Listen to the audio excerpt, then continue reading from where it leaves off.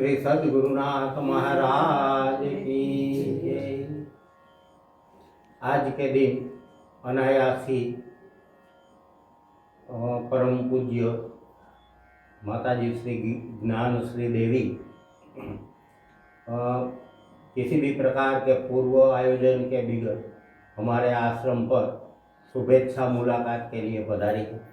तो माताजी आपके श्री चरणों में मैं प्रणाम कर रहा हूँ और आपका स्वागत हृदयपूर्वक हम कर रहे हैं।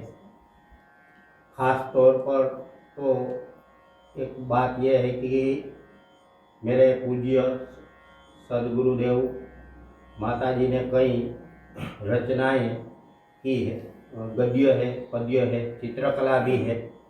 तो पूज्य ज्ञानश्री माताजी की इच्छा है कि माताजी के जो पद्य रचनाएं हैं इसमें कुछ काव्यों की रसास्वाद आज के दिन कराया जाए। तो आगे माताजी द्वारा प्रस्तुत ये काव्यों का रसास्वाद हम करें। जी जी। परम वंदनीय माँ के चरणों में प्रणाम। माँ के हृदय में जो करुणा बह रही है वो अगर हम माँ का दर्शन करें तो कभी हमें मीरा प्रतीत होती है, कभी राधा जी प्रतीत होती है।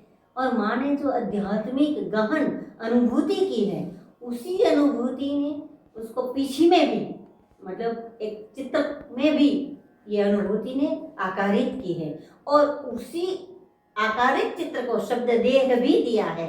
और मधुराद्वैत एक ऐसा काव्य संग्रह उसने बनाया जिसमें समाधि का चित्र भी है, अनुभूति का काव्य भी है।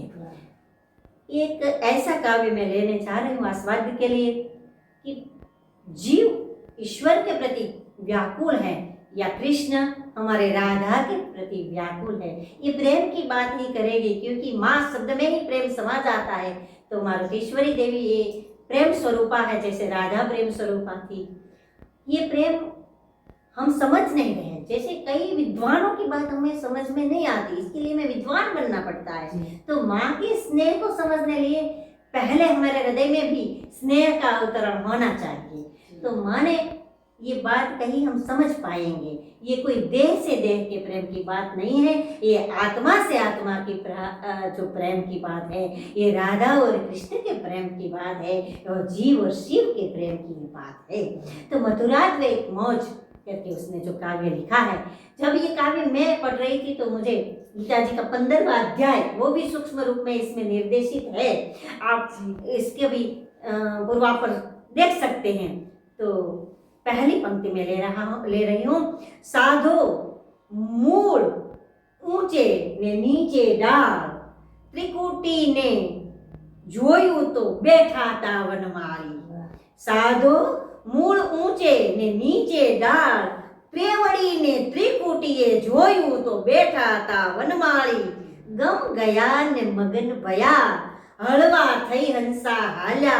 खलक खर्या ने मलक मळ्यो, सिंधु मां समासी जय बिंदु।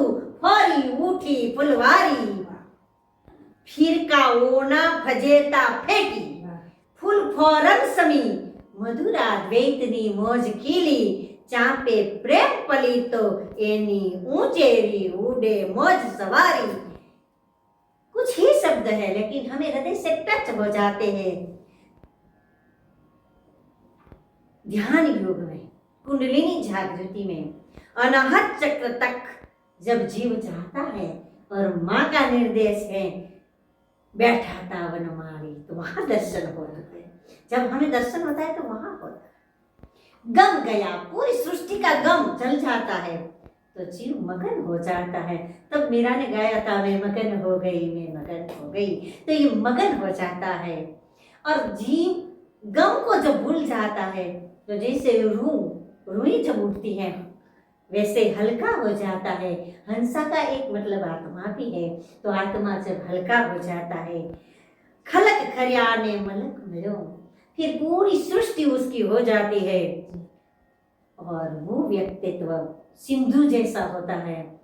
और वही सिंधु में एक बिंदु बन के, मतलब कि ईश्वर रूपी सिंधु में हम बिंदु बन के अंदर समा जाते हैं तो ये पूरी जो फुलवारी है वो खिल जाती है। वैसे भी एक बूंद आकाश से पड़ता है तो हमारे बाप की फुलवारी भी खिल जाती है।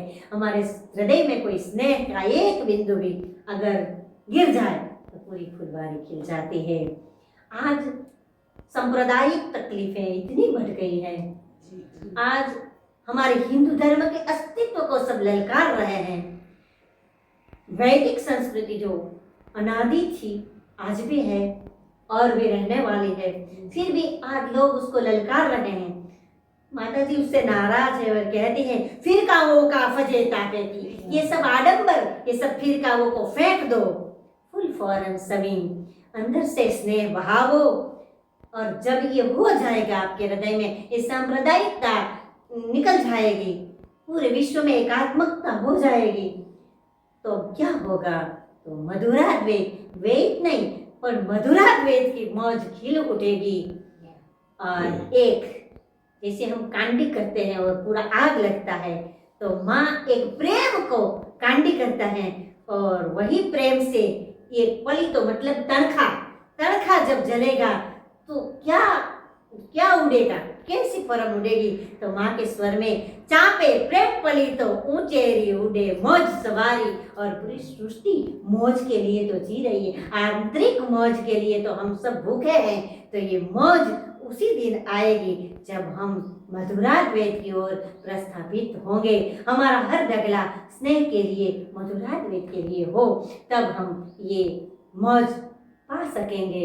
हमारी यही विडंबना है कि हम मौज अहंकार में ढूंढ रहे हैं, तो ये मौज हमें अंदर स्नेह में ढूंढनी चाहिए। माँ का ये अंगुली निर्देश हमें बहुत कुछ कह जाता है। माँ के लिए ऐसी काव्य रचना के लिए हम उसके आभारी है। जय श्री રામ। આ કાવ્ય મને બહુ ગમ્યું હતું એ વખતે, પણ આપણે ત્યાં અમરેલીમાં લીધું હતું આ કાવ્ય। આમાં તો ઘણું થયું માતાજી, આ તો બહુ થોડી વાત છે, અને પાછી હિન્દીમાં મારે કેવી છે, ગુજરાતી આખો 15